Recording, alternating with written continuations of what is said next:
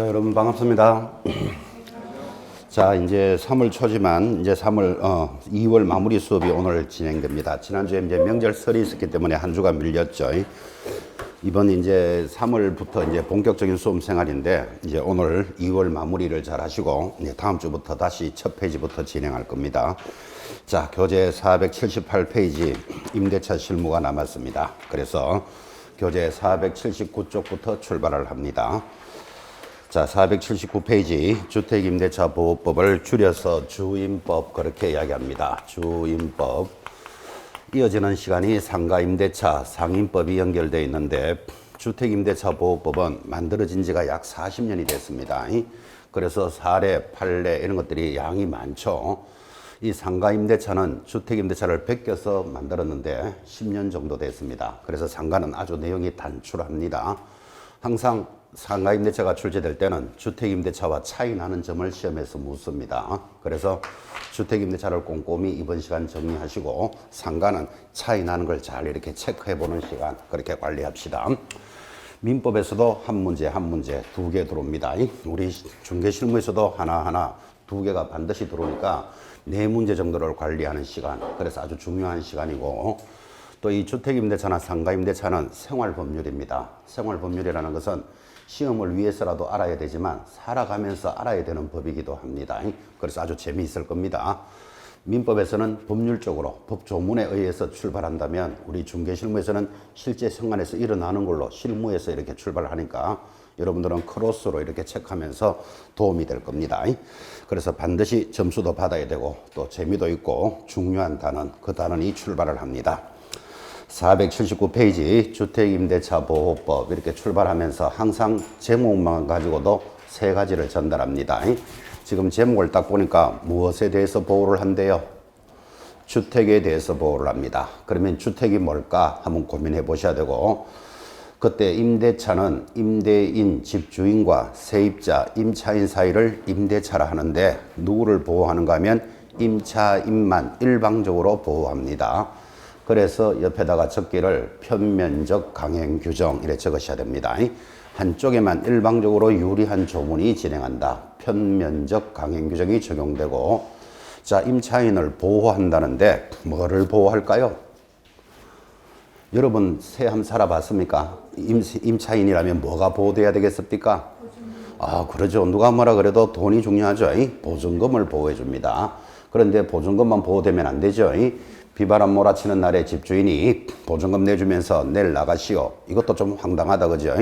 그래서 반드시 기간도 보호해 줘야 됩니다. 자, 그러면 제목만 가지고도 정리돼야 될 거. 주택에 대해서 임차인의 보증금과 기간을 보호해 주는 법이다. 그죠? 그래서 수업하시면서 아, 이렇게 보증금이 보호되는구나. 이렇게 기간을 보호해 주는구나. 이렇게 정리가 되어야 이제 마무리가 되는 거예요.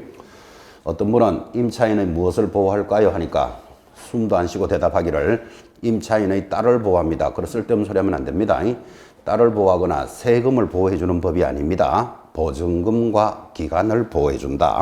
자, 제목만 가지고도 크게 전달했고 하단에 내려가면 479페이지 적용 범위. 자, 주택이 뭐냐 하고 출발을 합니다. 동그라미 1번. 이 법은 주거용 건물의 밑줄 긋습니다. 전부나 일부에 대해서 적용합니다. 아파트 한 채를 통으로 세워둬도 되고 방 한 칸만 세워둬도 보호됩니다. 일부도 된다는 게 중요합니다. 2번 주거용 건물인지 여부는 밑줄 긋습니다. 공부상 표시만을 기준으로 하는 것이 아니라 실제 용도까지 줄 딱 꺼놓고 자, 여러분 여인숙이나 여관은 숙박시설이지 주택이 아니잖아, 그죠? 거기에 만약에 방을 고쳐서 살림 살고 있으면 보호된다 그 말이에요. 공부를 기준으로 하는 것이 아니고 실제 용도를 기준으로 한다. 굉장히 중요한 표현입니다. 여러분 공장에 가면 기숙사 있는 거 아시죠? 기숙사는 주택이 아니잖아요. 근데 개조해서 살림 살면 보호됩니다. 그래서 실질 용도에 따른다. 아주 중요한 표현. 3번도 중요하죠. 미등기 건물이나 무허가 건물도 줄 꺼놓고 관계없이 보호받습니다. 등기되는 것만 아니고 또 허가받은 건축물의 무허가 건물도 새 살면 보호해 줍니다. 그러면 지금 1, 2, 3번을 딱 정리하면 뭐가 되는가 하면 살림만 살면 보호해 주겠다. 지금 이런 이야기를 하고 있는 거잖아. 그죠? 살림만 살면 보호해 줍니다. 넘어가서 큰 2번 법인이 임차인이면 자 임차인이면 밑에 동그라미 1번의 둘째 줄 대항력을 취득할 수 없다 줄 닦으셔야 됩니다. 그래서 법인은 보호되지 않는다. 대항력을 취득할 수 없다. 그죠? 법인이란 것은 이렇게 이야기할까요? 코롱 주식회사에서 수원의 아파트를 하나 얻었습니다. 왜 얻었는가 하면 뭐 수원 지점장 사택으로 쓰려고. 누가 얻었다고요? 코롱 주식회사에서. 그러면 보호받지 않는다. 법인은 적용해 주지 않습니다. 그러니까 여러분이나 저와 같은 자연인들, 개인들만 보호된다. 그 개념 중요하죠. 자, 그렇게 해서 법인은 보호가 안 되는데 너무나 중요한 박스 안에 보면 해당되는 법인이 3개가 있습니다. 시험에 잘 들어옵니다. 기억, 한국토지주택공사 동그라미 합니다. 바로 밑에 줄에 지방공사도 찾았습니까? 동그라미. 그 다음 내려가면 니은, 중소기업기본법에 따라 중소기업 동그라미. 자, 그래서 법인은 보호되지 않는데 보호해주는 법인이 3개가 만들어졌고 첫 번째 LH공사를 토지주택공사를 한다는 거 아십니까? 두 번째 지방공사, 중소기업은 보호될 수 있다. 그래서 중요합니다. 내려가면 큰 3번입니다. 자, 외국인 들어왔는데 우리나라에 외국인들 많이 와서 살림 살고 있죠. 그죠? 외국인 주택임대차 보호될까요? 안 될까요? 옆에다가 된다 딱 크게 적어 놓으셔야 돼요. 외국인도 자연인이니까 당연히 보호됩니다. 여러분 외국인도 자연인이고 개인이지 외국인 보고 강아지가 이러면 안 돼요. 그죠? 자연인들은 보호되기 때문에 외국인도 보호받습니다. 자, 그런데 외국인이 보호가 되는데 그 동그라미 1번의 둘째 줄에 보시면 외국인 등록이나 체류지 변경 신고라는 말이 있습니까? 그거 줄 꺼놓고 그 말이 무슨 말인가 하면 정상적인 외국인이지 불법 체류자는 안 된다. 그 뜻이에요. 그죠? 거기까지는 체크해 놓으셔야 됩니다. 불법 체류자는 안 된다. 자, 이렇게 해서 이제 외국인도 보호받을 수 있고 살림만 살면 보호해주는 법인데 안 되는 게 하나 있습니다. 그러니까 또 얼마나 중요해요. 오른쪽 올라가서 481페이지 이 법은 일시 사용을 위한 임대차는 적용하지 않습니다. 별표 탁 찍어놓고 살림만 살면 보호해 준다는데 살림 살아도 일시적인 건 안 돼요. 어떤 거? 살림 사는 집이 일시적인 것 옆에 적습니다. 민박집, 콘도, 펜션 이런 것들은 보호되지 않습니다. 2박 3일 살림 산다 뭐 이런 거 있죠. 1박 2일 살림 사는 집 이런 들은 보호되지 않습니다. 5번 물을 것도 없습니다. 미등기 전세도 적용됩니다. 당연히 되죠. 살림만 살면 보호된다 그러니까 등기하고 관계없다 그랬죠. 미등기 무허가 건물도 되고 6번 강행규정 아까 이야기했죠.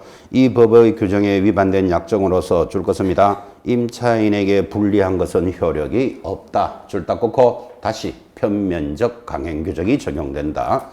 임차인에게만 일방적으로 유리한 법이다. 그런 뜻을 정리해줬죠. 자, 그래서 지금 서론에서 보호받는 범위를 정의하셨다면 지금부터 이제 본론이 출발합니다. 이 주택임대차 보호법이나 상가임대차 보호법을 공부한 사람이 지금부터 출발하는 대항력에 대해서 문제가 틀리거나 대항력을 설명 못하면 잘못 가르쳤거나 잘못 배웠거나 둘 중에 하나입니다. 그래서 지금 이어지는 대항력 별표 탁 찍어놓고 대항력이 있어야 이 법이 적용이 됩니다. 그러면 주택임대차를 배운 사람이 대항력을 모른다. 그럼 안 배운 거하고 똑같잖아 지금 그죠? 문제를 틀리면 잘못 가르친 거하고 똑같다니까요. 그 중요한 대항력을 공부합니다. 그 대항력은 오늘 손에 꽉 잡고 계셔야 됩니다. 자, 그렇게 중요하다라는 대항력이 뭐냐 하니까 3분의 1 내려오니까 임대차는 등기가 없는 경우에도 임차인이 주택을 인도받고 이사하고 이 말이에요. 그 인도 앞에 번호 답니다. 1. 인도 조건이죠. 1. 인도 2번 답니다. 주민등록을 마친 때 주민등록 앞에 2번 달아놓고 바로 밑에 줄에 그 다음 날부터 다음 날 앞에 3번 달까요? 제3자에 대해서 효력이 발생한다. 3자는 동그라미 딱 찍습니다. 지금 번호를 1, 2, 3을 한 것은 조건이 3개다 그 말이에요. 이 3개를 갖추면 3자에게 효력이 생긴다. 이거를 대항력이라 하는데 조금 쉽지 않죠. 이제 그래서 하나 더 읽습니다. 발생 시기 대항력은 대항력권을 갖춘 줄 것입니다. 다음 날 0시에 발생한다. 그거 줄 거고 3번 내려오면 내용 이게 이제 대항력의 표준말이에요. 법조문에 이렇게 되어 있습니다. 줄 것입니다. 임차주택의 양수인은 임대인의 지위를 성계한 것으로 본다. 이거를 대항력이라고 하는 표준말입니다. 이게. 자, 그러면 지금 한 석 줄을 읽었는데 다시 그림으로 설명합니다. 대항력이 무엇입니까? 하면 이사와 전입신고를 갖추면 효력은 그 다음 날부터 발생하는데 방금 줄 거지만 그 다음 날 몇 시? 0시부터 발생한다 그랬습니다. 그때 대항력을 그림으로 보면 자, 아파트를 가지고 있는 갑이 있습니다. 집을 가지고 있으니까 임대인 이렇게 부르겠죠. 집주인. 이 아파트에 세를 사는 사람이 있습니다. 을을 뭐라 부른다? 임차인 그렇게 부릅니다. 자, 집주인과 세입자 사이에 계약을 했답니다. 이거를 우리는 임대차 계약이라 그러잖아. 그죠? 보나마나 계약을 이렇게 안 했겠어요? 보증금 1억에 2년간 살겠다. 이렇게 이제 계약을 하고 임차인이 아파트에 살고 있습니다. 자, 그런데 이 임대인 집주인이 새 살고 있는 자기 아파트를 다른 사람, 즉 병에게 매매할 수 있다, 없다? 매매할 수 있죠. 내 아파트에 새 사는 사람이 있다고 못 판다는 말은 없잖아. 그죠? 매매를 합니다. 자, 그러면 병을 보고 우리는 뭐라 불러야 됩니까? 집을 샀는 사람, 새로운 소유자, 신소유자죠. 맞습니까? 이 집주인은 아파트를 왜 샀을까요? 사고 싶어서 샀겠지. 뭐 가격이 싸게 나왔거나 뭐 아들에게 하나 사주려거나 뭐 하여튼 자기가 사고 싶어서 사는데 이 병은 왜 샀는가 하면 아파트에 들어가서 살려고 아파트를 산 거예요. 아파트 사는 사람 중에서는 자기가 들어가서 살려고 사는 사람이 대다수입니다. 그래서 살려고 아파트를 사놓고는 거기 가보니까 세입자가 있잖아. 그죠? 그래서 세입자 보고 야, 당신은 예전에 주인 갑하고 계약을 했지 새로운 주인인 내하고 계약한 적은 없잖아. 그죠? 그래서 내가 살아야 되니까 당신 나가시오. 그래 버리면 임차인이 얼마나 황당하겠어요. 새를 살고 있는데 내일 모레 애들은 계약할 판인데 주인이 바뀌었다고 나가라. 그러면 이게 생활이 주거가 얼마나 불안하겠느냐고. 그죠? 나가야 될지 있어야 될지 모르고 산다는 게 불안하니까 나라에서 법을 만들었어요. 뭐라고? 임차인은 이사와 전입신고를 갖춰놓으면 그 다음 날부터 대항할 수 있다. 그럼 임차인이 대항할 수 있는 게 뭐죠? 첫째, 보증금을 돌려받을 수도 있고 남은 기간 동안 살 수 있는 힘, 그를 대항력이랍니다. 이런 게 있어야 되겠다는 거 이해하시겠죠 지금. 그죠? 자, 그래서 임차인은 뭘 해놔야 된다? 이사와 전입신고를 갖춰놓으면 그 다음 날부터 새로운 주인에 대해서 남아있는 기간 동안 살 수도 있고 보증금을 돌려받는 힘, 그를 대항력이랍니다. 그래서 주장하는 힘인데 임차인이 주장할 수 있는 게 그거밖에 없잖아. 보증금 돌려주시오 하고 남은 기간 동안 살겠다. 이게 권리잖아. 그죠? 이런 권리를 주장하는 힘을 대항력이라 합니다. 자, 조금 넓게 한번 가봅시다.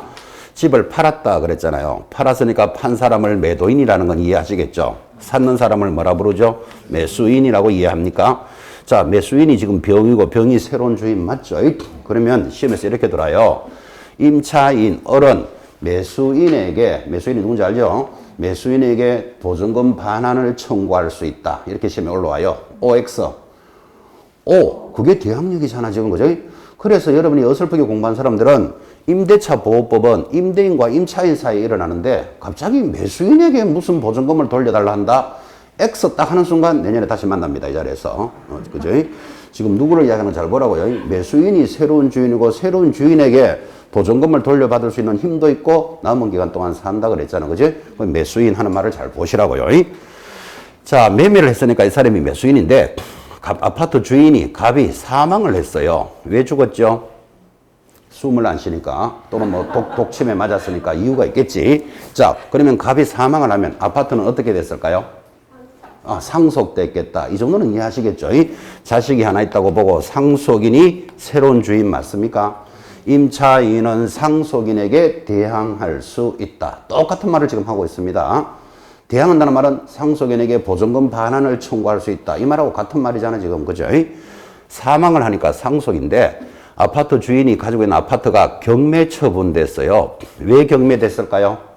대출금을 못 갚았어. 경매될 수 있겠죠? 그러면 누군가 낙찰을 받았겠지. 오늘 3교시 하지만 낙찰 받은 사람을 경락인 이렇게 불러요. 경매로 낙찰 받은 사람. 경락인이 새로운 주인 맞습니까? 경락인에게 대항할 수 있다. 똑같은 말을 지금 계속하고 있는 거예요. 자, 그래서 법률 행위의 모습에 따라서 매수인, 상속인 누구에게 대항할 수 있다. 다 적으려니까 귀찮거든. 그죠? 확 묶어서 제3자에게 대항할 수 있다. 그래서 여러분들 삼자에 지금 동그라미하고 내려오셨다고. 그러면 삼자 하면 이 사람들이 쫙 보여야 된다고. 새로운 주인이잖아요. 일단은 그죠? 새로운 주인에게 보증금을 돌려받을 수도 있고 남은 기간 동안 살 수 있는 힘. 그걸 대항력이라 하는데, 자, 또 자세히 보시면 이 사람들은 어쨌든 간에 물건을 받은 자다잖아요. 그죠? 물건을 받은 자를 뭐라 부른다? 양수인이라고 부른다고. 그럼 받은 자, 양수인은 마지막에 줄 것이었죠. 임대인의 지위와 권한을 승계한 것으로 본다. 그 양수인이 보증금도 내줘야 된다 이 말이에요. 이게 대항력의 표준 말이에요. 그래서 민법상 조문에는 대항력은 무엇입니까? 하면 이렇게 말한다고요. 양수인은 하면 이 사람들이 눈에 쫙 보여야 돼 지금. 양수인은 누구의? 집주인, 임대인의 지위와 권한을 승계한 것으로 본다. 그러니까 보증금도 누가 내줘야 된다? 양수인이 내줘야 된다 이 말이에요. 이를 대항력이라 합니다. 대항력이 있어야 보증금이 보호가 됩니다. 그래서 대항력 하는 개념을 이제 꽉 잡으셔야 되고, 하단의 내용까지 정리가 됐다면, 자, 넘어가서 이제 482페이지 하단에 보면 3번 주민등록이라는 표현이 있고, 밑에 임대차의 공시방법이다 이런 문제가 돌았죠. 그죠? 공시방법 줄 딱 꺼놓고 별표 단 찍으셔야 돼요. 이게 무슨 소린가 하면, 자, 그러면 임차인이 제3자에게 이런 주장을 하려면 뭐를 해놔야 된다? 등기를 하는 게 아니고 이사와 전입신고를 해놔라 그랬잖아. 그죠? 그런데 여러분, 이사는 애매한 경우가 많아요. 예를 들어서 시험에서 1월 1일 이사하고 1월 2일 전입신고했다. 대항력은 언제부터게 하면 답이 뭐? 두 개가 이루어진 다음 날 1월 3일 0시부터 그래 대답하면 되겠지. 그죠? 그래서 시험에서 이사와 전입신고를 이렇게 딱 주면 그건 따라가면 되는데, 시험에서 이사 날짜가 잘 안 보여요. 뭐라고 하는가 하면 임차인 어른 1월 2일 전입신고를 하고 하면서 이제 문제가 쫙 연결되면 어설픈 사람은 이사는 언제 들어왔지? 하고 있으면 이제 날 샌다 이 말이에요. 왜 그런가 하면 전입신고한 것을 이사로 보는 거예요. 왜 그런가 하면 이사 날짜는 정확하지 않기 때문에 그래요. 자, 정확하지 않다는 것을 물어봅시다. 지금 여러분이 살고 있는 집에 뭐 2년째 된 사람도 있고 10년째 사는 사람도 있겠지. 들어온 이사 날짜 기억하십니까? 잘 기억 못합니다. 또 할 일도 없고 이사 들어온 날짜 그게 알아야 될 이유 없죠. 특히 자기 집 사서 들어온 사람은 더더욱이 알 이유 없습니다. 이사 날짜를 그것도 어떻게 기억해요? 그런데 가끔씩 기억하는 사람이 있더라고. 제가 물어보니까 어떻게 기억합니까? 하니까 이사하고 제사 지냈거든요. 이래요. 아이 그러면 또 좀 알겠지. 뭐 이사 날짜도 아는 사람도 있겠지. 그죠? 이사 날짜는 왜 정확하지 않는가 하면 하루 만에 이사하는 사람도 있지만 일주일 내도록 이사하는 사람이 있어요. 오늘 한 보따리, 내일 한 보따리 이렇게 해가지고 일주일 동안 갔으면 이사 날짜가 그게 애매하잖아 지금. 그죠? 더 애매한 사람도 있어요. 직장인들이 이사 가려면요 어디 가서 3만 원 주고 물어봐요. 손 없는 날이 언제입니까? 또 이런 거 물어보러 가요. 좋은 날 받아주세요 이러면서. 그러니까 거기서 3만 원 받은 죄로 다음 주 수요일이 좋아요 그래요. 근데 직장인들이 평일날 이사하기가 어렵잖아. 그죠? 나는 그날 힘든데요 하니까 그러면 수요일 날 전기밥통을 하나 갖다 놓고 토요일 날 이사 가면 괜찮아요 이래요. 또 그것도 이야기라고 믿고는 어디 가서 또 전기밥통 하나 구해가지고 수요일 갖다 놓고 토요일 이사 들어갔어요. 그럼 그 사람 이사한 날이 수요일입니까? 토요일입니까? 정확하게 대답해봐요 빨리. 그죠? 애매하잖아. 그죠? 어떤 분은 수요일 이런 사람 내가 봤어요. 아, 밥통 갖다 놓은 날이 이사 간 날이라요. 아, 그것도 웃기는 소리지 사실은. 그죠? 그래서 이사는 정확하지 않다는 걸 지금 이야기하고 있는 거예요. 그래서 이사 날짜를 딱 주면 따라가면 되고 1월 1일 이렇게 주면, 안 주면 전입한 날을 이사한 날로 보면 문제가 안 생기는 거예요. 자, 그러니까 지금부터 하고 싶은 이야기는 전입신고가 잘못되면 절대로 대항력은 인정되지 않는 거예요. 그래서 지금 거기 공시방법에 줄을 끊는 것은 이런 주민등록은 인정된다 안 된다가 시작되는 내용들이다 이 말이에요. 이게 40년 동안 만들어졌으니까 그동안의 사례와 판례가 얼마나 많겠어요. 그래서 이런 거는 된다 안 된다 된다 안 된다를 쭉 적었고, 민법에서는 이거에 한 3배쯤 여러분 공부하실 거예요. 자, 예를 들면 이 사람이 전입신고를 하는데 무슨 동, 역삼동, A동, 101호 이렇게 전입신고를 해야 되는데, 전입신고를 할 때 A동 1101호로 했어요. 1101호. 요 글자가 하나 더 들어갔잖아. 그죠? 이거 왜 이렇게 했는가 하면 원래는 자기가 101호로 전입신고 하려고 그랬어. 근데 겨울에 전입신고를 하니까 볼펜이 잘 안 나오잖아. 그죠? 해봐라. 녹여가지고 또 한번 그려봐야 되잖아. 이런데. 그죠? 그래서 쭉 그리다 보니까 이제 한 개 더 들어간 거예요. 뭐 사실은 자기는 얼마나 했다? 101호로 했는데 1101호로 이렇게 되어 있다면 이거 대항력 인정된다 안 된다? 절대로 인정 안 된다고. 여러분들 입장에서 볼펜이 안 나와가지고 그거 하나 좀 더 들어갔는데 그거 좀 봐줘야 되는 거 아니냐? 만약 이거 봐줘버리면 제3자의 이익을 엄청나게 해칩니다. 봐주고 싶어도 못 봐준다고. 이익을 얼마나 해치는가 한번 볼래요? 여기 3자들이 다 똑같지만 경락인을 기준으로 낙찰받은 사람을 기준으로 똑같은 사람들인데 낙찰받은 사람은 이 아파트가 경매에 나왔어요. 그러면 반드시 뭐를 확인해 보는가 하면 대항력 있는 세입자가 있으면 이 사람의 보증금을 자기가 내줘야 된다 그랬잖아. 그죠? 그러면 1억이나 내주고 나는 이걸 안 받을 거예요. 그러니까 당연히 임차인이 있는지 없는지 확인하러 가봐야 되겠죠. 자, 어떻게 이 사람이 대항력 있는지를 확인할까요? 이사와 전입신고를 갖춰야 되니까 일단은 아파트 가가지고 띵동 눌러봐야 되지. 그죠? 그럼 사람이 나오면 대항력 있습니까? 이렇게 물어봐야 되는데 물어보는 순간 소금물 날아옵니다. 저 사람은 지금 집에 살면서 집이 아파트가 경매 넘어간다고 생머리가 아픈 판에 알아듣도 못하는 대항력이 있습니까? 이런 소리 해봐요. 좋은 소리 듣는지. 그래서 그 사람한테 직접 물어보는 것도 어렵고 그 다음 보통 낮에 가서 띵동 하면 사람이 없어요. 그래서 확인할 수 있는 방법이 없다니까요. 그러면 어디로 간다? 동사무소 가서 전입신고가 되어 있는지를 확인해 봐야 되잖아. 그죠? 당연히 101호기 때문에 101호의 전입신고를 확인하는데 이 사람은 뭐로 해놨다? 1101호로 해놨으면 101호에는 대항이 있는 사람이 없는 걸로 돼 있잖아. 그죠? 아, 그렇다 하고 이제 아파트를 낙찰을 터거덕 받았는데 어리라는 자가 빵긋빵긋 웃어나서 야, 볼펜이 안 나와서 그렇지. 그거는 봐줘야 안 되겠느냐. 봐준다 이 말은 돈 1억 내놔라 이 말하고 같은 거예요. 돈 1억이 장난이 아니잖아 지금 이게. 그죠? 그래서 3자의 이익을 해치기 때문에 전입신고가 잘못되면 절대로 인정 안 해주는 거예요. 자, 그럼 이제 전입신고가 이거는 되느냐 안 되느냐 이제 그것들이 출발하는데 거기 동그라미 1번만 봅시다. 주택의 인도와 주민등록이라는 대항력권은 대항력 취득 시에만 구비하면 족한 것이 아니고 줄 걸까요? 대항력을 유지하기 위해서는 계속 존속되고 있어야 한다. 이런 것들이 굉장히 중요한 표현이에요. 그러니까 이사와 전입은 한 번만 딱 갖추고 내일 전입신고가 빠졌다. 이런 건 인정 안 해준다 이 말이에요. 언제까지 존속돼야 되는가 하면 보증금 돌려받을 때까지 대항력은 그대로 유지되고 있어야 된다. 그런 뜻이에요. 자, 오른쪽 가시면 483페이지 다가구 다세대 줄 한번 꺼보시고 3번 공무원의 착오. 그건 완전 별표입니다. 숨통 막히는 판례가 있는데 자, 전입신고를 정확하게 하라 그랬는데 이렇게 안 되겠어요. 이 을이 A동 101호로 전입신고했는데 공무원이 잘못 적었어. 공무원의 착오라, 착오.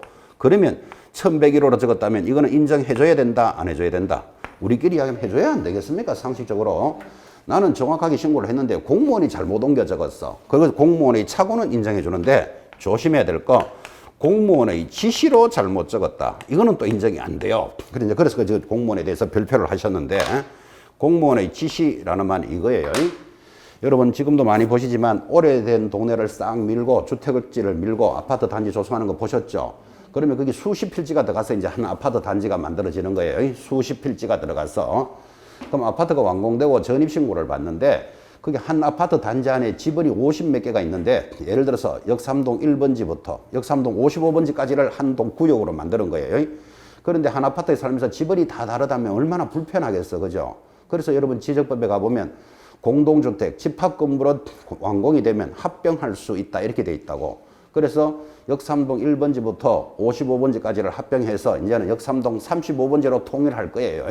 그런데 여기 임차인이 들어가서 전입신고를 할 때 그때 전입신고할 때는 역삼동 17번지 A동 101호 이렇게 이제 전입신고를 하러 들어갔는데 공무원이 뭐라고 지시를 하는가 하면 3월 1일이 되면 55번지로 통일이 됩니다. 그러니까 55번지로 전입신고하세요. 그러면 그거 말 안 들을 사람이 있다 없다?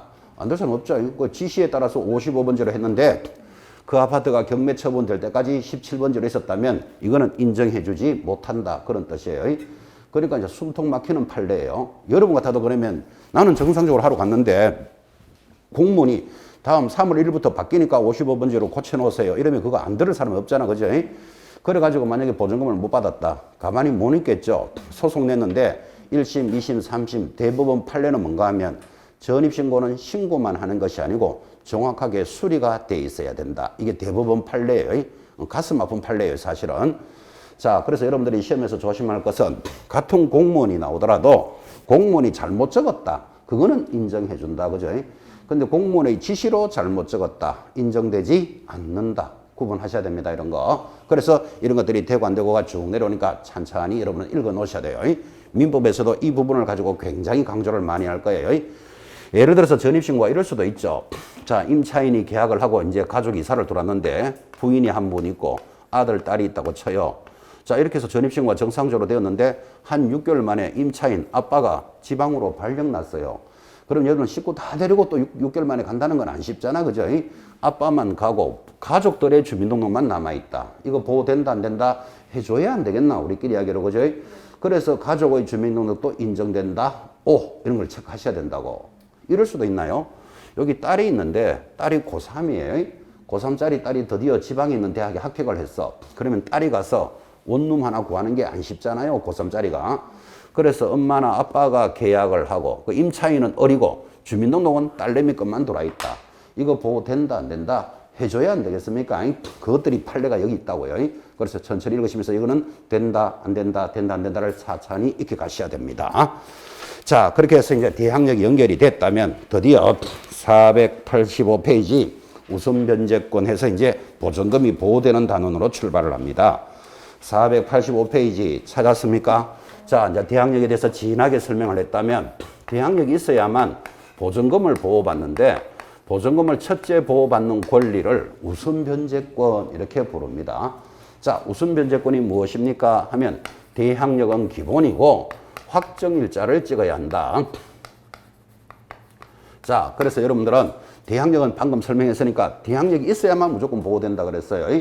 그래서 대항력부터 갖춘 자가 확정일자를 딱 찍으면 우선 변제권이 있는데 우선 변제권이 뭡니까? 이렇게 물으면 후순위 권리에 우선한다. 굉장히 중요한 표현입니다. 이게.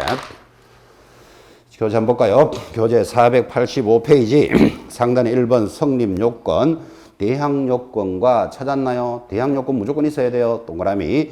거기다가 뭐를 갖추면 확정일자를 갖추면 확정일자 동그라미.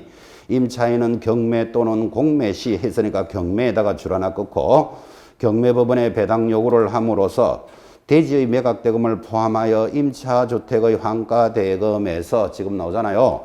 줄 것입니다. 후순위 권리자 기타 채권자에 우선한다. 아주 중요한 지문이 세 줄을 흘러갑니다. 이건 이제 세 줄 이 주문을 해석을 하면 이렇게 되는 거예요. 지금 임차인이 대항력은 갖추었고 그 다음에 확정일자를 딱 받아 놓으면 경매 시에 후순위에 우선하는 거예요. 그래서 경매에 지금 줄을 껐는데 어설프게 공부한 사람들은 이런 이야기를 합니다. 을이 확정일자를 찍었는데 이제 갑이 아파트를 팔아요. 파니까 을이 뭐라고 이야기하냐면 야, 나 확정일자 찍었으니까 내부터 주고 팔아라. 이런 말은 없다고. 매매할 때 적용하지 않는다니까요. 뭐 했을 때만 적용한다? 경매 시에만 적용한다고. 근데 일반적으로 확정일자만 찍으면 무조건 내가 먼저 받는다라고 생각하는 사람이 있으니까 이제 심각하다 이 말이에요. 매매 시에가 아니고 경매 시에. 됐죠? 그 다음에 누구보다 우선한다? 후순위에 우선한다고. 그럼 여러분이 생각하기에 후순위에 우선한다? 그게 그렇게 좋은 권리일까 싶으지만 나중에 이제 경매 시간에 배우지만 채권과 물권이 이렇게 충돌을 하면 그럼 예를 들면 채권은 임차인 그 다음에 물권은 저당권이라고 보고 채권과 물권이 이렇게 충돌하면 누구부터 먼저 배당해 준다? 무조건 물권부터 먼저 해줘요. 자, 예를 들면 1번 임차인, 2번 임차인, 3번 임차인 다 채권이잖아. 채권. 4번 저당권. 그럼 저당권이 제일 늦게 있지만 이게 경매가 되면 4번부터 먼저 배당해 준다니까요. 왜? 물권이 우선이기 때문에. 그래서 채권과 물권이 충돌하면 물권이 우선인데 확정일자를 탁 찍어버리면 후순위에 우선하니까 뒤에 물권이 있더라도 자기부터 먼저 준다고. 그래서 확정일자를 찍으면 이게 물권화가 되니까 굉장히 중요한 개념입니다. 이게. 그래서 후순위에 우선한다. 이 말이 중요하다고요. 자, 그러면 후순위에 우선하려면 뭐를 갖춰야 된다? 확정일자를 딱 받아야 된다. 그랬습니다. 근데 이럴 수도 있겠지. 우리 교재에 있는 그 밑에 내용은 발생 시기가 이거죠. 우선 변제권은 방금도 얘기했지만 대항력을 갖춘 자가 확정일자를 찍어야 됩니다. 이랬잖아요. 근데 계약을 하다 보니까 계약서가 나왔잖아, 지금. 어떤 사람은 이사 들어가기 전에, 대항력을 갖추기 전에, 확정일자 중요하다더라. 가서 확정일자부터 먼저 찍는 사람이 있어요.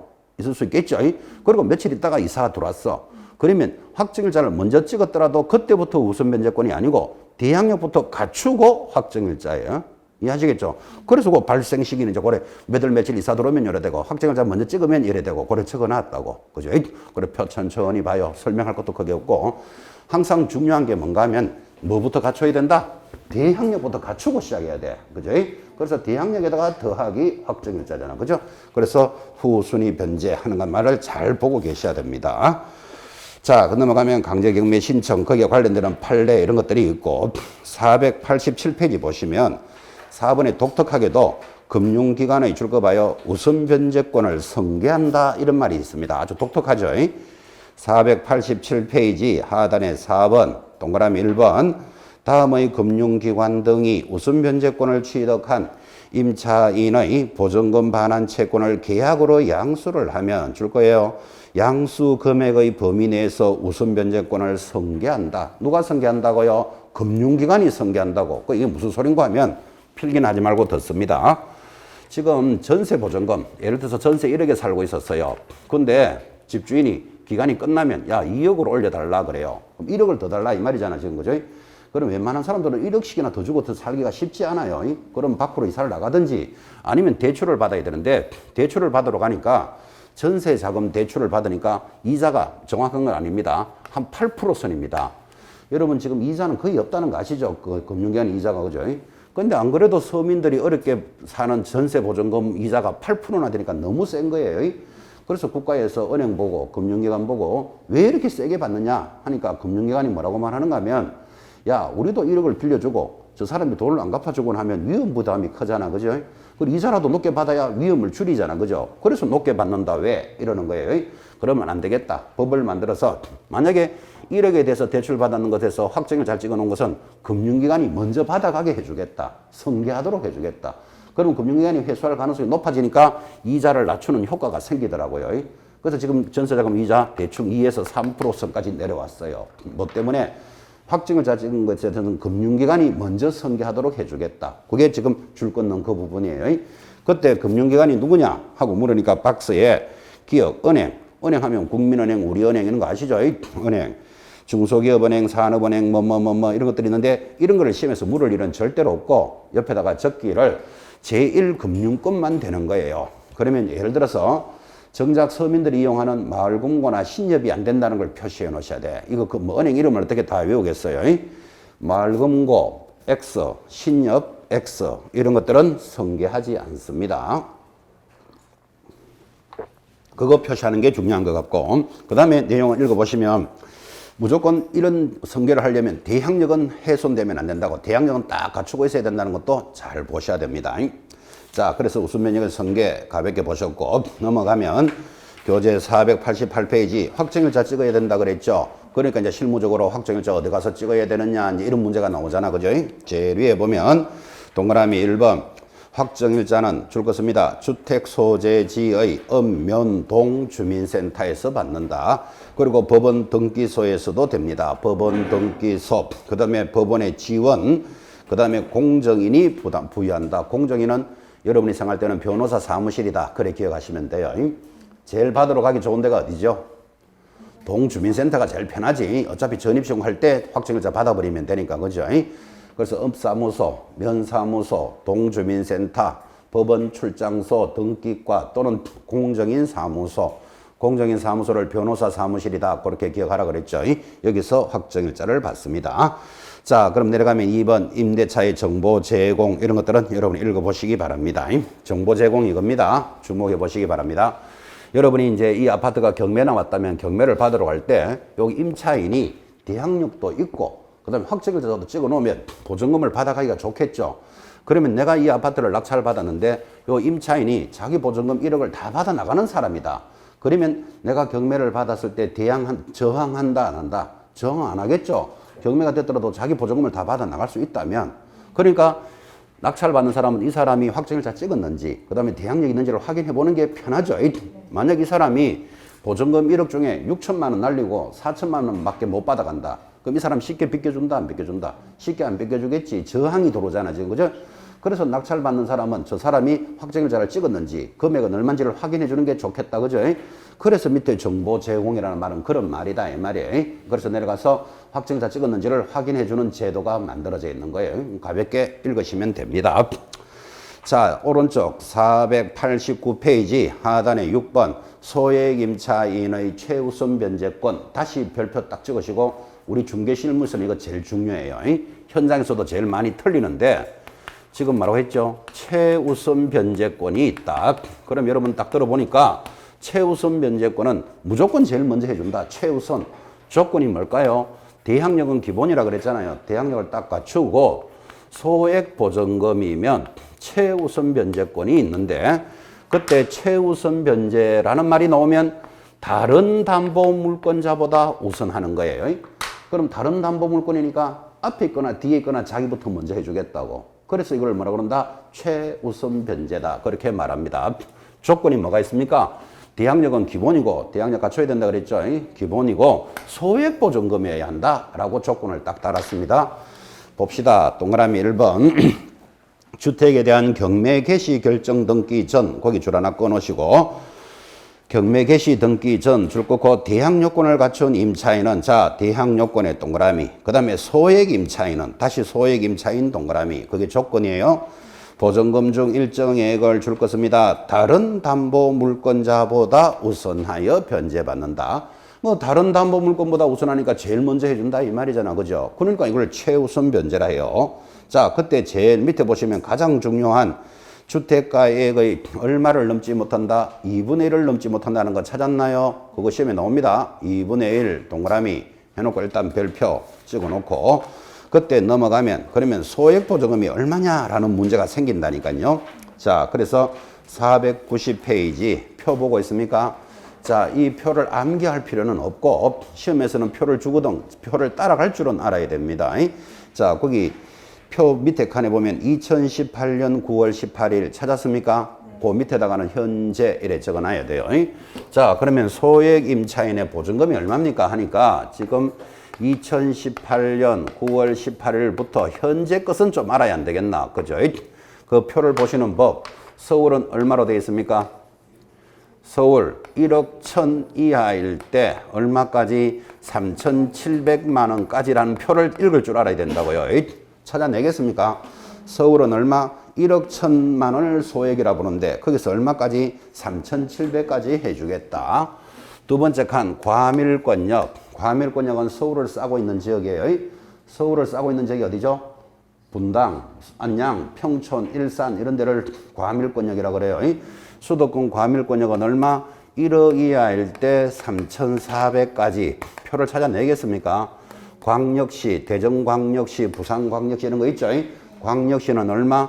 6천만 원을 소액으로 보는데 얼마까지? 2천만 원까지 최우선 해주겠다. 그 다음 이거 말고 나머지 기타 지역은 5천만 원일 때 얼마 돼 있죠?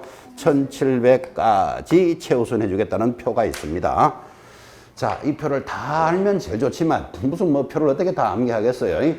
민법에서는 그냥 소액보증금에 최우선 변제가 있습니다라고만 지나갑니다. 그런데 우리 중개실무에서는 이거 굉장히 중요하다고 현장에서 잘 틀리기 때문에 자 그래서 일단 이 표에서 여러분들이 서울 것은 무조건 기억해 놓으셔야 됩니다. 왜 그런가 하면 서울이 시험에 제일 많이 나오니까 그리고 여러분들은 서울에서 영업을 할 사람들이니까 그죠? 서울표는 기억하셔야 돼요. 1억 1000만 원일 때 3,700입니다. 여러분 전라남도 해남은 얼마일까요? 해남은 이거 읽을 줄 알아야 돼. 기타 지역이잖아. 여기 3개 안 들어가잖아. 그죠? 그럼 해남은 얼마? 5천만 원일 때 1,700인데 해남에서 이렇게 하면서 시험에 나온다 안 나온다? 절대로 안 나와요. 해남에서 중개사 시험 치는 사람은 50명도 안 되는데 그거를 위해서 낼 일이 없다고. 20만 명 시험 치는데 서울에서 10만 명이 돌아요. 10만 명. 그래서 시험을 내더라도 서울 것이 대체적으로 들어온다 이 말이에요. 자 지금 이 시간에 기억합니다. 서울에서 최우선 변제는 얼마라고요? 1억 1000만 원 이하일 때 3,700까지는 다른 누구보다도 먼저 해준다고. 그죠? 그래서 최우선 변제권입니다. 자, 여러분 이 표를 기억하기 위해서 이렇게 묻습니다. 표를 보면서 대답합니다. 서울에서 2억에 전세 사는 사람이 있다, 없다? 많겠죠? 2억에 사는 사람, 그죠? 최우선 변제 얼마까지 받을 수 있을까요? 한 푼도 받을 수 없다. 최우선 안 되죠? 3,700, 1억 넘었으니까, 1억 천이 넘었으니까. 다시. 서울에서도 1억에 사는 사람이 있겠죠? 전세금 1억. 최우선 변제 얼마까지? 3,700까지 이렇게 대답하는 거예요. 아니 1억 1000일 때 3,700이니까 1억이면 3,600 좀 됩니까? 이런 소리가 있으면 날세요. 그 1억 1000만 이하일 때 무조건 3,700 되는 거예요.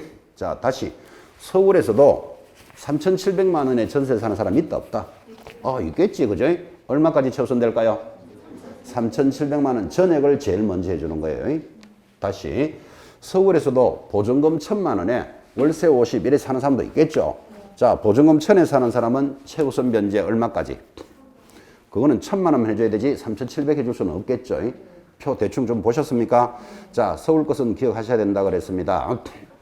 이게 2018년 9월 18일부터 현재의 표인데 지금 여러분들은 이쪽에도 굉장히 관심을 많이 가지시지만 사실은 시험에서 중요한 게 두 개가 있습니다.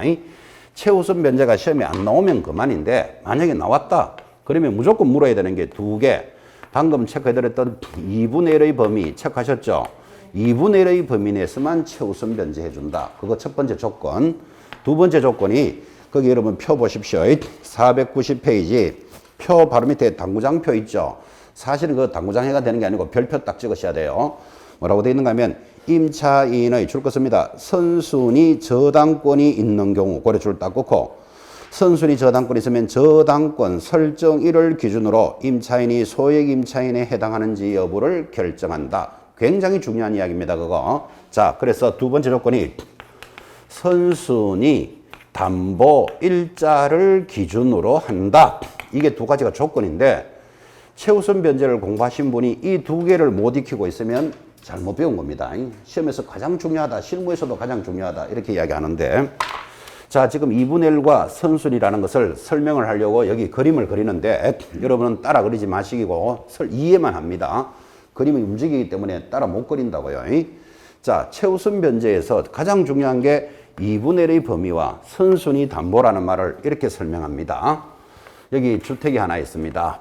이때 서울이라고 표시해 주는 이유는 최우선 변제는 지역에 따라서 다 다르잖아. 그죠? 그래서 여기가 서울이다. 이렇게 항상 딱 해준다고. 서울에서 세입자가 두 사람이 살아요. 1억 1천만 원에. 1억 1천만 원에. 근데 이 집이 경매 처분됐어요. 뭐 예를 들면 1번 국민은행에 저당권이 있었겠지. 자, 저당권이 있었으니까 돈을 안 갚아주면 경매 처분되잖아. 그죠? 경매 처분되면서 1억에 낙찰이 되었어요. 그러면 이 세입자들은 최우선 변제는 누구보다도 다른 담보물건보다 먼저 주는 거잖아. 그죠? 그래서 최우선 변제를 얼마씩 받을 수 있을까요? 답해봐요. 자, 지금 주택이 어디 있는 거다? 서울에 있는 주택이다. 세입자가 두 가구가 살아요. 1억 1천만 원, 1억 1천만 원에. 그죠? 근데 이 집이 경매 처분되기를 1억에 낙찰이 됐다면 이 사람들은 최우선 변제를 얼마까지 받을까요? 답은 2,500, 2,500에. 자, 여기서 배울 수 있는 건 원래 1억 천이면 3,700이 된다 그랬잖아요. 근데 조건이 있다니까요. 2분의 1의 범위 내에서만 해주라 그랬잖아. 그죠? 자, 그럼 2분의 1이면 1억에 2분의 1이면 얼마? 5천이잖아. 5천 가지고 3,700씩 못 해주겠다는 건 이해하시겠죠?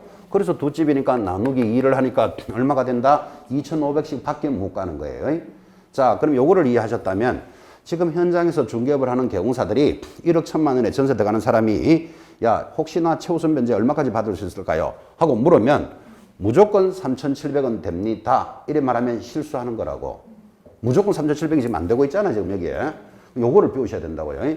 만약에 개공사가 뭐 1억 천에 빌라에 전세 들어가는데 나 1억 천에 들어가니까 최우선 변제 얼마 되죠? 하니까 개공사가 무조건 서울은 3,700원 됩니다.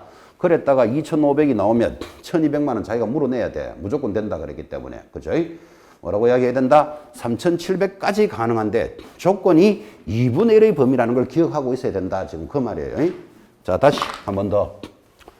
지금 이 집이 경매 처분되었는데 1억 천에 한 사람이 살아요. 그럼 이 사람은 최우선 변제를 얼마 받을까요? 3,700을 대답합니까? 1억에 낙찰되었으면 2분의 1의 범위 얼마? 5천이잖아. 내줄 사람 몇 사람? 하나밖에 없으면 3,700 해줘도 되잖아, 지금. 그죠? 뭐 3,700 안 된다 소리 했는 건 아니잖아, 지금. 그죠? 3,700만 원까지 가능하다. 그런데 지금 현장에 나가면 개공사들 50%는 무조건 서울은 3,700 됩니다. 이렇게 대답한 사람이 50% 된다고. 그죠? 다는 아니겠죠. 공부한 사람들이니까. 그죠? 첫 번째 주의하셔야 돼요. 그러면 왜 이 2분의 1이라는 조건이 있습니까? 굳이 질문을 한다면, 뭐 그건 이제 시험에 나올 건 아니지만 여러분 이해를 돕기 위해서 악용하는 것을 방지하기 위해서 2분의 1의 범위 내에서 하는 거예요. 악용을 이렇게 하는 거예요. 자, 이 집이 지금 경매 처분되었다 그랬는데 여러분 이 집이 경매가 시작되기 전에 경매될 것을 미리 아는 사람이 있어요. 누구? 집주인이 미리 알죠. 자기가 대출금 안 갚고 이자도 안 갚으니까 곧 있으면 경매 들어온다는 걸 알고 있다고. 그래서 경매가 시작되기 전에 방이 4칸이니까 야 친구들아 모여라. 전부 1억 1,000씩 계약서 쓰고 이삿짐 다 갖다 놓고 살림 사는 척 해놓으면 만약에 낙찰되었다. 그러면 최우선 면제 내 집 다 해줘 버리면 국민은행은 한 푼도 못 받는 수도 생긴다고. 최우선 면제가 4개나 있으니까 이해하시겠죠? 이렇게 악용하는 것을 방지하기 위해서라도 2분의 1을 딱 떼놓고 최우선해 준다고. 금융기관을 보호하는 거예요. 이해하시겠습니까? 그래서 2분의 1이라는 걸 기억하라 이 말이에요. 자, 두 번째 조건은 선순위 담보 일자를 기준으로 한다 하고 지금 표에서 별표도 해드렸는데 이거를 멀리도 가지 말고 이해하시기를 여러분 자기 일이라고 생각해 봐요. 여러분이 지금 서울에서 살고 있지만 서울 신림동으로, 신림동은 서울인 줄 아십니까? 서울로 이사를 갔어. 그죠? 서울로 이사를 가는데 언제? 2021년 2월 1일. 지난달 초죠? 2022년 2월 1일 보증금 1억 1,000으로 신림동으로 이사를 갔어요. 자기 일이라고 생각해요. 이사를 가보니까 거기에 담보가 언제 돼 있는가 하면 2018년 1월 1일 국민은행에 5천만 원이 돼 있다고 칩시다. 자, 그러면 여러분 지금 보증금 1억 1,000에 여기 신림동으로 이사 들어가면 이 주택은 위험하다? 안 위험하다? 별로 위험하지 않다. 그죠? 내 보증금 얼마요? 보증금 얼마? 1억 1,000. 근데 그 집에 들어가니까 대출이, 선순위 대출이 2018년 1월 1일 국민은행에 5천만 원 1번 순위에 대출이 돼 있다니까요. 그럼 이 아파트가 시세가 우리가 얼마인지는 모르겠지만 대략 한 3억 된다고 치고, 그죠? 3억에서 경매 처분되면 한 2억 5천 나오겠지. 2억 5천에서 1번 얼마? 5천만 원 주고도 내 거 1억 1천 받는 데는 전혀 문제 없잖아. 그죠? 이런 주택은 위험한 거 아니에요. 특히 서울에는 있는 아파트 대체적으로 1, 2순위에 금융기관 대출 한 5, 6천만 원 다 있습니다. 이 정도는 안전한 집이에요. 근데 안전한 집이지만 여러분들이 공부를 한 사람이니까 만약에 국민은행 5천만 원 빌려갔는데 돈 안 갚아주면 이 집이 경매 들어올 거잖아 지금. 그죠? 그럼 나는 최우선은 얼마 받을까? 이건 알고 살아야 되잖아. 공부한 사람이, 공부하신 분이니까. 얼마 받을 수 있을까요? 문제는 기록하겠습니까? 다른 사람 일도 아니고 자기 일이라고 생각하라니까요.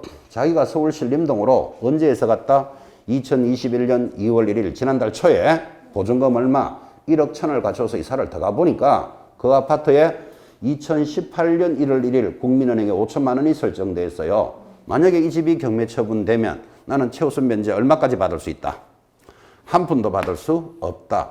그러니까 지금 이게 얼마나 중요한 이야기를 하는데 서울에서 1억 1,000이면 무조건 3,700 됩니다. 그러면 이건 심각하게 실수하는 거다 이 말이에요. 자, 그러면 왜 한 푼도 받을 수 없습니까? 하니까 방금 했잖아요. 내가 이사 들어가는 날짜를 기준으로 하는 게 아니고 선순위가 담보되어 있는 날짜를 기준으로 한다고 줄 것이었잖아요. 선순위 담보가 지금 언제 돼 있죠? 2018년 1월 1일 돼 있잖아. 그죠? 서울에서 1억 1,000일 때 3,700원 2018년 9월 18일부터 이렇게 된다니까. 자, 그러면 여러분들은 2018년 1월 1일은 서울이 얼마인지를 잘 모르죠. 그러니까 표를 보시라고. 그 시험 칠 때는 표를 준다고. 그죠? 자, 표를 보고 거기 2018년 1월 1일이면 서울은 얼마로 되어 있습니까? 찾아내겠습니까? 1억 이하일 때 3,400까지라는 표에 들어가잖아 지금. 그죠? 거기 봤으니까 기념으로 줄 거예요. 자, 한 해 전까지 정도는 기억해 놓으셔야 돼요. 자, 그러면 봤으니까 암기할 필요는 없고 줄을 딱 끄니까 이 국민은행이 이 집을 담보로 대출을 해줄 때는 그때 서울은 얼마다? 1억 이하일 때 3,400원 먼저 해준다라는 걸 국민은행이 알고서 대출을 해줬는데 어느 날 법이 바뀌어가지고 이제는 1억 1,000일 때 3,700원을 먼저 해줘버리면 국민은행이 불이의 손해를 보는 수가 있다 없다? 있지. 금융기관은 돈 빌려주고 가만히 있는데 야 국가가 법을 바꿨으니까 네 손해봐라. 그럴 수는 없는 거잖아. 그죠? 그러니까 대출이 돼 있던 시점을 따져야 된다고. 그러면 그때는 1억일 때 3,400이니까 나 지금 얼마에 들어가고 있다? 1억 1,000에 들어가고 있으니까 기준이 넘었잖아. 그래서 최우선 변제는 한 푼도 받을 수 없다. 되겠습니까? 자, 다시 알아야 될 거. 내가 이사 들어가는 날짜를 따져서 기준으로 한다. 선순위 담보일자를 기준으로 한다. 선순위 담보일자를 기준으로 한다고. 조건 2개 기억해 놓으셔야 돼요. 이거 처음 들으시는 분은 좀 쉽지는 않을 거예요. 그래서 현장에서 잘 틀리기 때문에 이건 시험에 잘 낸다 이 말이에요 지금. 다시 똑같은 문제를 내가 서울 신림동으로 여러분 이사를 갔는데 가보니까 거기 대출이 언제 돼 있는가 하면 2019년 1월 1일 국민은행에 5천만 원이 돼 있다고 칩시다. 그러면 나는 최우선 면제 얼마까지 받을 수 있을까요? 내가 이사 들어가는 날짜가 아니고 담보돼 있는 날짜를 따진다 그랬잖아요. 2019년 1월 1일이면 지금 여기에 들어가잖아 지금. 맞죠? 그럼 그때 서울은 얼마? 1억 1000일 때 3,700이니까 나 1억 1000에 들어가면 3,700까지는 최우선 되는 거예요. 그래서 내가 이사 들어가는 날짜가 아니고 선순위 담보돼 있는 날짜를 기준으로 한다고. 예를 들어서 여기 표현 없지만 여러분이 서울에 있는 주택에 들어가니까 담보가 1999년에 돼 있어. 20년 전에. 그죠? 그렇게 돼 있으면 거의 최우선 면제는 안 된다고 보셔야 돼. 그때는 서울에서 3,400일 때 얼마까지 이렇게 표가 있다고. 뭐 표 알 필요는 없지만. 그럼 서울에서 3,400의 전세 아파트 들어가기는 안 쉽잖아 지금. 그죠? 그러면 최우선 면제는 대출이 오래전에 돼 있다면 날 새는 거예요. 자, 그러면 이제 여기서 여러분들이 배울 수 있는 거, 나중에 중개업을 하실 때 만약에 빌라에 1억 1000에 들어간 사람이 세입자가 여러분이 중개를 했는데 나 최우선 면제 얼마 받을 수 있습니까? 하면 일단 이렇게 대답해야 되지. 그 빌라가 얼마에 낙찰될지 지금 알 수가 없잖아 지금. 그죠? 일단은 2분의 1의 범위 내에서 가능한데 1억 1000이면 3,700만 원까지 받을 수 있습니다. 이렇게 말해야 돼. 무조건 3,700 됩니다라고 말한 사람이 50% 있다 그랬잖아 지금 내가. 그죠? 3,700만 원까지 가능합니다. 그리고는 요즘은 인터넷 탁 열면은 그 집에 등기되어 있는 게 바로 나타나잖아. 그죠? 선순위 등기를 딱 보고 이 범위 안에 들어가면 당신은 이 범위 안에 들어가니까 3,700까지는 됩니다. 그렇게 대답할 수도 있다고. 선순위가 담보되어 있던 날짜를 기준으로 한다니까요. 자, 다시 정리해서 최우선 면제가 우리 실무에서 제일 중요한데 대항력에다가 소액 보증금이면 누구보다도 먼저 해줘요. 그 다른 담보물건보다 먼저 해주는데 조건이 두 개가 있다. 첫째 2분의 1의 범위. 두 번째는 선순위 담보일자. 여기서 좀 이따 이야기하는 상가에서도 똑같아요. 그래서 일단 다른 거는 몰라도 요 두 개를 일단 암기해놔요. 암기해놓고 이제 앞으로 오늘만 하고 말 것도 아니고 2달 단위로 계속 수업할 때마다 이걸 짚어줄 거라고요. 그래서 요 두 조건을 기억하고 책에서도 주름 꺼놨어요. 자, 내려가면 큰 3번 주택임대차위원회라는 게 있는데 거기 첫째 줄에 보시면 제목에 줄거가 줄만 하나 껐습니다. 동그라미 1번 우선 변제를 받을 줄 것입니다. 소액 임차인 및 보증금 중 일정액의 범위와 기준 그거 줄 거놓고 이거를 결정하는 것을 뭐라 그런다? 주택임대차위원회다. 그 제목을 하나 기억하시라고요. 자, 주목합니다. 지금 서울에서는 얼마나 그랬죠? 1억 1000일 때 3,700까지 그랬잖아. 그죠? 그래서 여러분 이런 생각 안 들어요? 서울에서는 2억 이하 할 때 2억까지를 최우선해 주겠다. 그러면 세입자가 얼마나 보호를 많이 받겠어요? 2억 이하인 사람은 얼마를 최우선해 준다? 2억까지 전부 다를 최우선해 주겠다. 법을 이래 만들면 보호를 많이 받을 건데 왜 1억 1000일 때 3,700을 했는가 하면 이거를 숫자를 올려버리면 우리나라 경제가 폭망합니다. 폭망. 이 대출금하고 다 연결되어 있기 때문에. 그래서 이런 회의는 비밀스럽게 조금씩 올려요. 비밀스럽게. 이런 걸 결정하는 기관을 뭐라고 부른다? 주택임대차위원회다. 그거 기억하라 이 말이에요. 그리고 뭐 위원장은 법무부 차관이 된다 뭐 그런 거 있을 거예요. 이건 참고로 읽으시면 됩니다.